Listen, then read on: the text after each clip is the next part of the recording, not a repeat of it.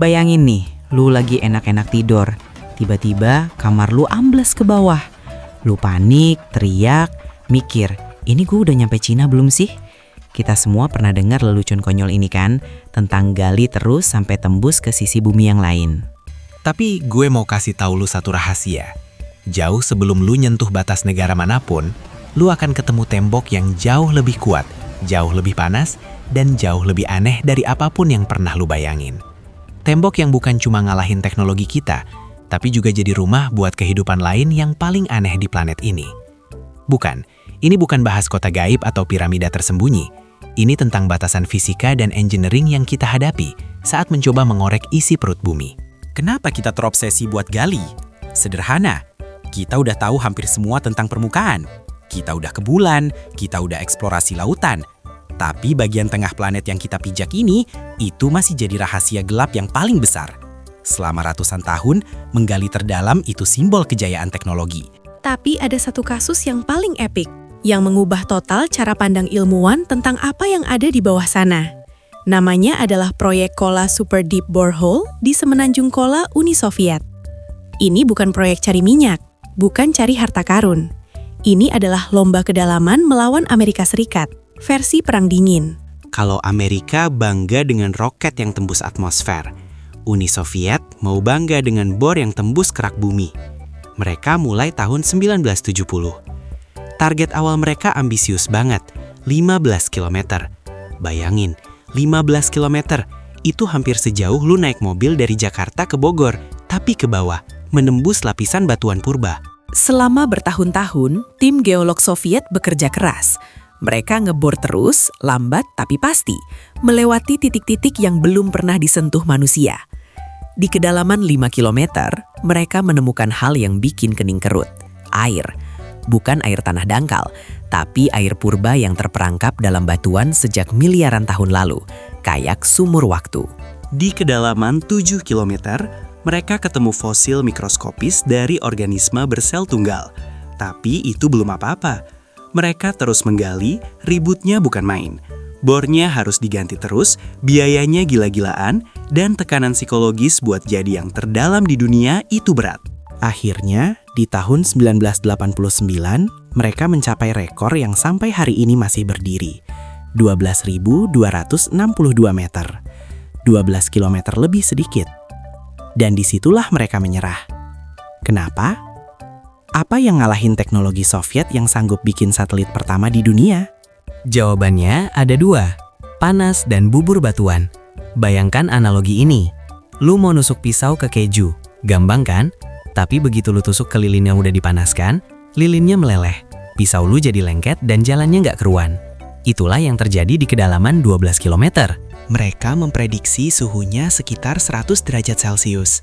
Tapi ternyata struktur batuan di sana jauh lebih panas, mencapai 180 hingga 200 derajat Celcius.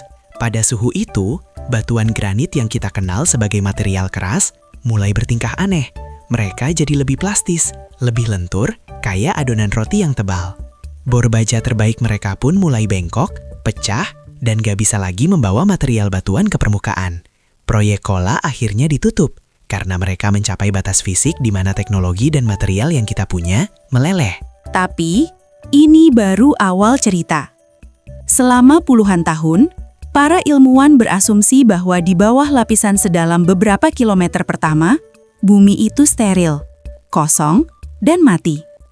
Logikanya, gak ada sinar matahari, gak ada udara segar, suhu panas, tekanan gila. Siapa yang mau hidup di sana? Banyak orang salah mengira bahwa hidup hanya bisa ada di permukaan bumi yang disinari matahari. Ini adalah mitos besar yang dihancurkan oleh lubang seperti Kola dan penemuan-penemuan berikutnya. Di tahun 2010-an, sebuah inisiatif global bernama Deep Carbon Observatory melakukan survei besar-besaran, mengambil sampel dari lubang bor terdalam di seluruh dunia, bukan cuma Kola. Dan apa yang mereka temukan? Mereka menemukan sebuah ekosistem utuh yang benar-benar asing, yang mereka sebut Deep Biosphere. Ini plot twist yang mind-blowing. Di kedalaman yang bahkan kita nggak bisa ngebornya lagi, ternyata ada kehidupan. Jutaan mikroba, bakteri, dan arkea yang hidup santai di bawah permukaan bumi. Mereka ini adalah chemoautotrophs. Mereka nggak butuh matahari buat fotosintesis. Mereka melakukan kemosintesis. Secara harfiah, makanannya adalah batuan itu sendiri. Mikrob-mikrob ini menggunakan energi dari reaksi kimia batuan. Bahkan ada yang dilaporkan makan energi dari peluruhan radioaktif uranium di batuan. Sebuah proses yang sangat lambat, tapi memberi mereka energi yang cukup untuk hidup sangat lama. Sekarang, mari kita bicara skala. Para ilmuwan yang tergabung dalam Deep Carbon Observatory menghitung, dan inilah fakta yang akan membuat lo merinding. Masa karbon dari semua kehidupan Deep Biosphere ini diperkirakan mencapai 15 hingga 23 miliar ton.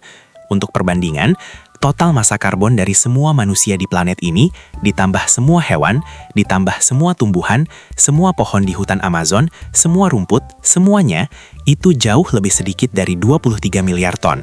Singkatnya, ada lebih banyak kehidupan yang bersembunyi di bawah kaki kita, hidup di batuan dan lumpur panas, daripada semua kehidupan yang kita lihat di atas permukaan. 70% dari seluruh bakteri dan arkea di bumi hidup di bawah tanah. Mereka adalah mayoritas, kita adalah minoritas yang rewel di permukaan. Kehidupan ini sangat lambat. Di kedalaman ini, mereka mungkin hanya membelah diri sekali dalam 1000 tahun. Mereka hidup dalam kondisi yang disebut zombifikasi metabolik. Secara teknis hidup, tapi bergerak dengan kecepatan yang sangat lambat, kayak lagi hibernat abadi. Penemuan Deep Biosphere mengubah pertanyaan kita tentang asal-usul kehidupan di bumi. Para ilmuwan sekarang berhipotesis, mungkin kehidupan itu tidak dimulai di permukaan. Mungkin kehidupan dimulai di Deep Biosphere.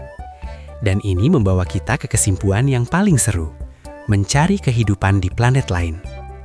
Kalau kita mau cari kehidupan di luar angkasa, mungkin kita gak perlu nyari di permukaannya. Kita perlu bor. Kita perlu mencari dorms alien yang hidup damai, jauh dari drama di atas. Jadi, dari lubang bor kola yang gagal menembus, kita belajar dua hal. Di bawah kaki lo, ada dunia lain. Sebuah kota senyap yang dihuni oleh miliaran makhluk yang gak butuh matahari. Gimana? Setelah tahu fakta ini, masih mau mikir buat gali terus sampai tembus Cina? Atau sekarang lo lebih penasaran sama dunia yang ada di bawah kasur lo? Coba komen di bawah.